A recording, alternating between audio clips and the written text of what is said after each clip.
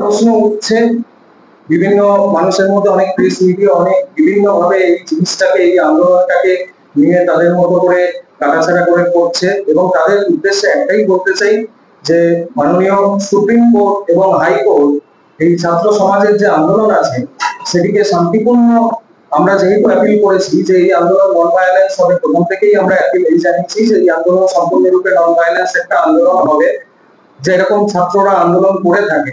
এবং কিন্তু তারপরেও মানে এটা আমাদের গণতান্ত্রিক অধিকার, আমাদের গণতান্ত্রিক দেশে গণতান্ত্রিক অধিকার, আমরা এখানটায় আমাদের দাবি দেওয়া রাখার জন্য আমরা প্রতিবাদ করতে পারি। তো এরপরে অনেক কাটাছেড়া হয়, অনেকে অনেক রকমের এই জিনিসটা নিয়ে মন্তব্য করে।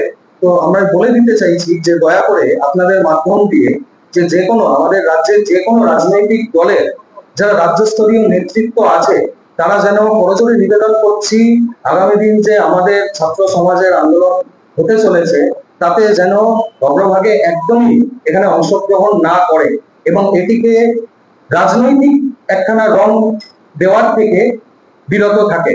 আমি সমস্ত দলের রাজনৈতিক নেতৃত্বদের কাছে বলতে চাই যে আপনারাও আপনাদের জায়গা থেকে বসে আমাদের এই গণ আন্দোলনটির ওপর দৃষ্টিপাত রাখবেন।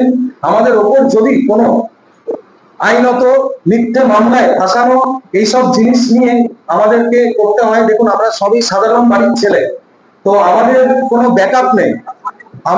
ব্যাকআপ নেই, তো সাধারণ বাড়ির ছেলে, আমাদের কোনো পেছনে শক্তি নেই যে আমাদেরকে এরকম মিথ্যে মামলায় ফাঁসিয়ে দিয়ে আমাদেরকে আমাদের কেরিয়ারটাকে নষ্ট করতে সরকার এখন উদ্যত হয়ে উঠেছে।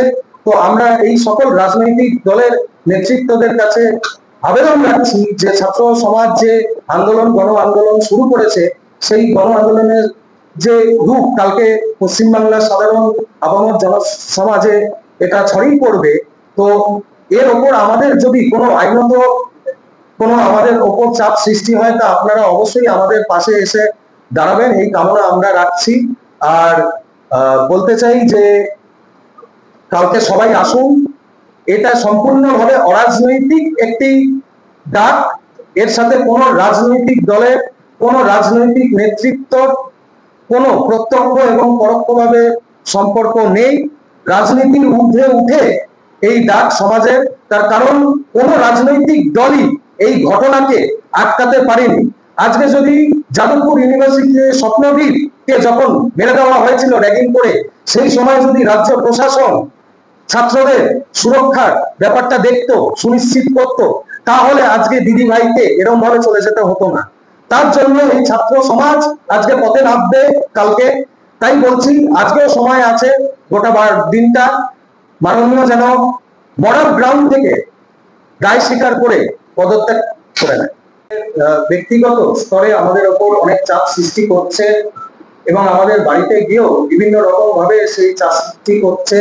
আমরা পুলিশের সাথে আমাকে যখন আমরা আগের দিন আমরা বলেছিলাম, তো সেখান থেকেই আমাদের সাথে কমিউনিকেশন শুরু হয়। আমরা জানাই যে কি ভাবে, কিন্তু আমাদের কাছে কিরকম ভাবে মেল করতে হয় এইসবের আমাদের খুব একখানা আইডিয়া না থাকার জন্য আমরা হয়তো, আমি বলেছি যে একটুখানি সময় লাগছে, আমাদের কাছে কোনো তথ্য নেই যে কত সংখ্যা হতে পারবে কিংবা আমরা কিরকম ভলেন্টিয়ার যুক্ত করতে পারবো, তার কারণ টোটালটাই হচ্ছে সোশ্যাল মিডিয়াতে এবং কিছু হোয়াটসঅ্যাপ গ্রুপে, এবং সেই হোয়াটসঅ্যাপ গ্রুপের মধ্যেও কারা জয়েন হচ্ছে কি হচ্ছে সেই সম্পর্কেও আমাদের কোনো দৃষ্টিভঙ্গ নেই।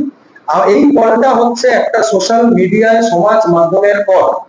এই সমাজ মাধ্যমে সোশ্যাল মিডিয়াতে বিভিন্ন রকম প্রশ্ন উঠেছে। বিগত 9 আগস্ট যে নারকীয় ঘটনা দিদিভাইয়ের ওপর ঘটেছে, তারপর থেকে পুলিশ প্রশাসনের যে তদন্ত, সেই তদন্তের মধ্যে অনেক গাফিলতি পশ্চিমবাংলার সাধারণ মানুষরা দেখতে পেয়েছে, অনেক গাফিলতি দেখতে পেয়েছে, এবং তার জন্য বিভিন্ন প্রশ্ন আমরা তুলে ধরেছিলাম। সেই প্রশ্নের উত্তর যা দেওয়ার কথা মাননীয় মুখ্যমন্ত্রী সে 14 তারিখের পর থেকে এখনো অবধি প্রেসের সামনে এসে কোন রকম যে উত্তরগুলো আসছে তার সরকারের প্রশাসনিক মহলের ওপর, তার স্বাস্থ্য দপ্তরের ওপর, আমরা জানি যে স্বাস্থ্য দপ্তরের আমরা খবর পাচ্ছি স্বাস্থ্য দপ্তরে কিভাবে এখানটায় কারচুপি করা হচ্ছে, বিভিন্ন সিন্ডিকেট চলছে, সেগুলো আপনারাই সমাজ মাধ্যমে আমাদের মিডিয়ার মাধ্যমে আমাদের কাছে জানাচ্ছেন যে এই জিনিসগুলো হচ্ছে। তো এর একটা সুস্পষ্ট ধারণা মাননীয় মুখ্যমন্ত্রী দেওয়া উচিত ছিল, কিন্তু তিনি সেটা তার ব্যক্তিগত এটা হয়তো তার এটা মত হতে পারে যে তিনি প্রশ্নের ঊর্ধ্বে থাকবেন সমস্ত সাধারণ নাগরিকদের। তো তার জন্যই আমরা এই কলটাকে তাদের সামনে রেখে দিয়েছিলাম।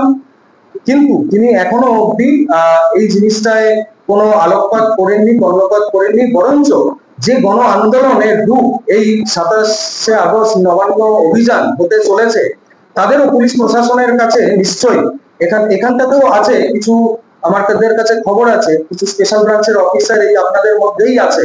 তো তাই বলতে চাই যে আপনাদের কাছে তো সবই খবর আছে, এটা তো টোটালটাই হচ্ছে সমাজ মাধ্যমের মধ্যে, বিভিন্ন ফেসবুক, বিভিন্ন টুইটার, বিভিন্ন হোয়াটসঅ্যাপ এরকমের। তো আপনারা এই জায়গাটায় নজর আপনাদের নিশ্চয়ই আছে কিরকম কারা আসবে, কোথা থেকে আসবে এই জিনিসগুলোর প্রতি।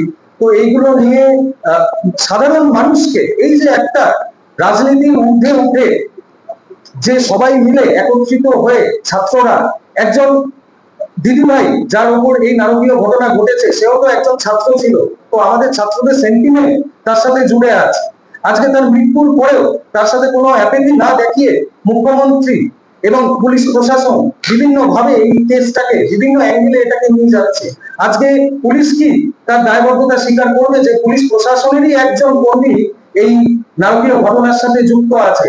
আমার তো মনে হয় যে পুলিশ প্রশাসনের এই নারকীয় ঘটনার সাথে সম্পৃক্ত থাকার জন্য পুলিশের যে কমিশনার তার অনেকদিন আগেই মরাল গ্রাউন্ড থেকে নিজেই পদত্যাগ করে দেওয়া উচিত ছিল, কিন্তু তাও তিনি করেননি।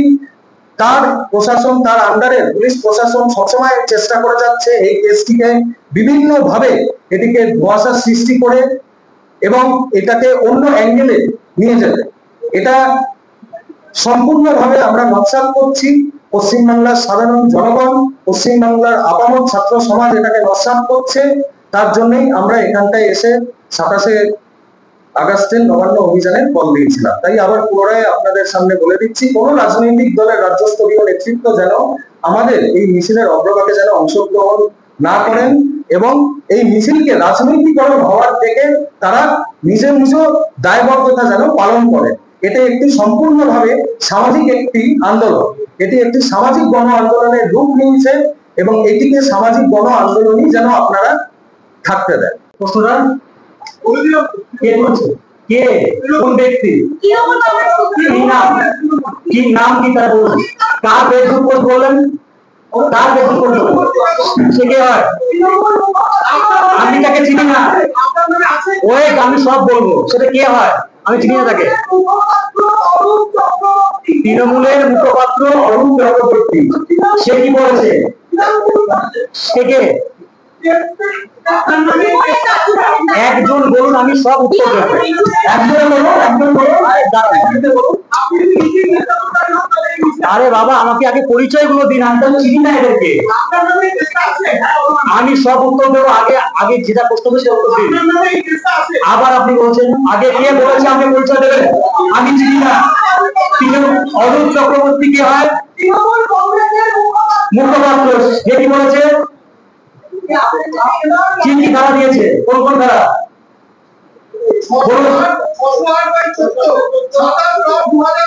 ওকে, ইন্ডিয়ান পেনাল কোড অনুযায়ী 354টি মহিলা ওকে,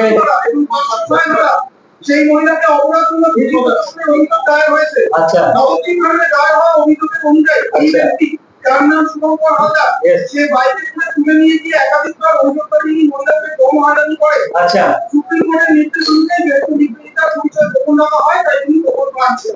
জানি না কোন কাউন্সিলর কে এটা বলেছে, আমি তার পরিচয় নেই। আমি শুধু তাকে বলছি তিনি কম কেস বলেছেন। আমার নামে নবদ্বীপ থানায় 30 থেকে 32টা কেস রয়েছে। কেন? আমি বলে দিচ্ছি। কারণ পশ্চিম বাংলায় শাসকের বিরুদ্ধে লড়তে গেলে আপনাকে জেল কাটতে হবে। আমি 3বার জেল কেটেছি। আমি 3বার জেল কেটেছি। আমি স্কুল শিক্ষক, আমি ছাত্র সঙ্গে। আমি 3বার জেল কেটেছি। আমাকে বাড়ি থেকে মারতে মারতে পুলিশ নিয়ে গেছে, জামা ছিঁড়ে দিয়েছে, সবকিছু করেছে। আমি আপনাদের মাধ্যমে পুরো পশ্চিম বাংলাকে বলছি।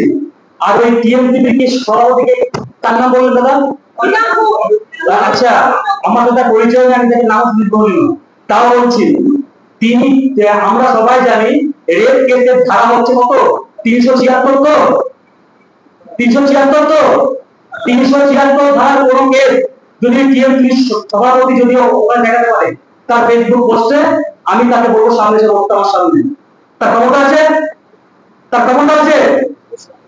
আমার বিরুদ্ধে যখন প্রশ্ন উঠেছে, আমার ক্যারেক্টার নিয়ে কথা বলা হচ্ছে, আমি সবার সামনে মিডিয়ার সামনে বসে আমি সবার সম্মুখীন হয়েছি। কালকে পশ্চিমবঙ্গের মুখ্যমন্ত্রী তার যে ভবন সেখানে থাকবেন তো পশ্চিমবঙ্গে, তিনি পশ্চিমবাংলার মানুষকে মুখোমুখি যদি হতে পারেন, বুঝবো বুকের পাতা আছে, বুঝবো বুকের পাতা আছে, আমাদের বুকে পাতা আছে। পশ্চিমবাংলার মুখ্যমন্ত্রী কি পশ্চিমবাংলার মানুষদের মুখোমুখি হতে পারবেন কালকে? আমি প্রশ্ন করে রাখলাম, যদি বুকের পাতা থাকে এই প্রশ্নের উত্তর মুখ্যমন্ত্রী দেবেন, আর কোনো চামচেদের প্রশ্ন আমায় করবেন না। তৃণমূলের কোন চামচে কাউন্সিলরদের প্রশ্ন বা কোন সভাপতি আমায় করবেন না। যদি মুখ্যমন্ত্রী প্রশ্ন করে আমি উত্তর দেবো, আমি কোন চামচে উত্তর দেবো না। 376 রেট দ্বারা দেখে নিন আপনারা, সেই ওই পোস্টে আর যেন কোনো প্রশ্ন হয়। উনি কিন্তু আমার সব প্রশ্ন করেছেন, যা শুনলাম। এরপরে যদি কোনো পোস্ট হয় বা কোনো কেস হয়, আমি 100% এখানে করে যাচ্ছি, আমার নিয়ে কোনো ফেক কেস করতে পারে। আমার বাড়িতে তৃণমূলের গুন্ডা বাহিনী গেছে, পুলিশ গেছে, আমায় খুঁজছে। যদি আমার কোনো প্রাণহানি হয়, এর জন্য দায়ী থাকবে পশ্চিমবাংলার মুখ্যমন্ত্রী। কোনো চামচেদের কথা আমি উত্তর দেবো না। আমি